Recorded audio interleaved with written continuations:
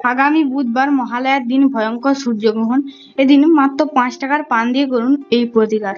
সারা জীবন আপনার বাড়িতে টাকার বৃষ্টি হবে, সাথে লেগেই থাকবে মা দুর্গার আশীর্বাদ। নমস্কার বন্ধুরা, আমি শ্রিয়ম চলে এলাম আপনাদের সামনে আরো একটা নতুন ভিডিও নিয়ে। আশা করবো ঈশ্বরের আশীর্বাদে আপনারা প্রত্যেকেই সুস্থ আছেন এবং ভালো আছেন।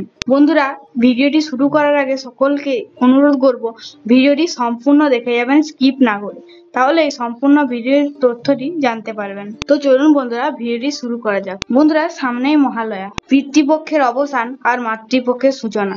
এদিনে দেবীর চক্ষুদান করা হয়ে থাকে। অন্যান্য জায়গায় এদিন থেকে দেবীর বিশেষ পূজা আরাধনা শুরু হয়ে থাকে। এই মহালয়ার পরদিন থেকে নবরাত্রির 9টি রূপের পূজা করা হয়ে থাকে। তাই বন্ধুরা, আমাদের সকলের উচিত এই দিনটিকে বিশেষভাবে পালন করা। এই দিনে আবার বছরের দ্বিতীয় এবং শেষ সূর্যগ্রহণ পড়েছে। শ্রী শ্রী দুর্গাপুজোর মহালয়া পড়েছে 15ই আশ্বিন 1431, 2রা অক্টোবর 2024।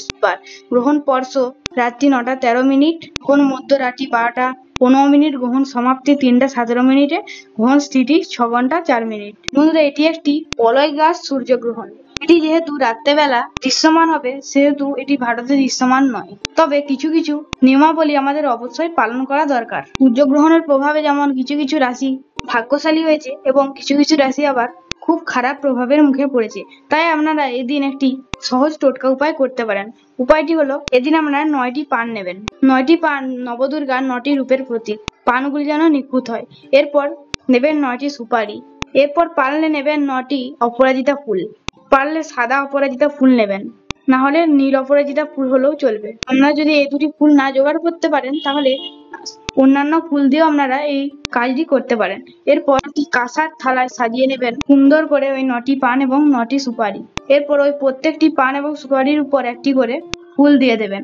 এরপর ওইটি মা দুর্গার কাছে নিবেদন করবেন। এরপর ওই অর্ঘ্যটি নিবেদন করে মা দুর্গার কাছে ভক্তি ভরে প্রার্থনা করবেন এবং এই মন্ত্রটি বলবেন: জয়ন্তী মঙ্গলা কালী ভদ্র কালী কপালিনী দুর্গা শিবা ক্ষমা ধাত্রী সহস্রধা নমস্তুতে। এরপর ভক্তি ভরে মাকে প্রণাম করবেন।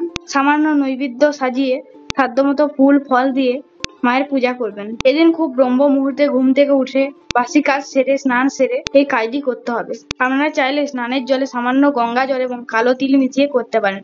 একে শুভ বলে মানা হয়ে থাকে। আমরা ভোরবেলা এই পিতৃপুরুষের উদ্দেশ্যে তর্পণ করে থাকি। একে অত্যন্ত শুভ বলে মনে করা হয়। এদিন পিতৃপুরুষকে জল দান করলে বা তর্পণ করলে পিতৃপুরুষের আশীর্বাদের সাথে সাথে আমরা মা দুর্গার আশীর্বাদও সমান পেয়ে থাকি। বন্ধুরা, আজকের পর্ব থেকে আপনারা একটু হলেও উপকৃত হবেন আশা করব। বন্ধুরা, আপনারা এই উপায়টি অবশ্যই করে দেখতে পারেন। এটি একটি পরীক্ষিত সত্য। আজকের ভিডিওটি এখানেই শেষ করছি। আশা করব আজকের পর্ব থেকে আপনারা একটু হলেও উপকৃত হলেন। আজকের ভিডিওটি ভালো লাগলে একটি লাইক করে দেবেন, কমেন্টসে লিখবেন জয় মা দুর্গার জয়, এবং আমাদের চ্যানেলটি সাবস্ক্রাইব করে দেবেন এই ধরনের আরো বিশেষ তথ্য পাওয়ার জন্য। আর বন্ধুরা, এই ভিডিওটিকে শেয়ার করে দেবেন আপনার নিকট আত্মীয়দের সাথে।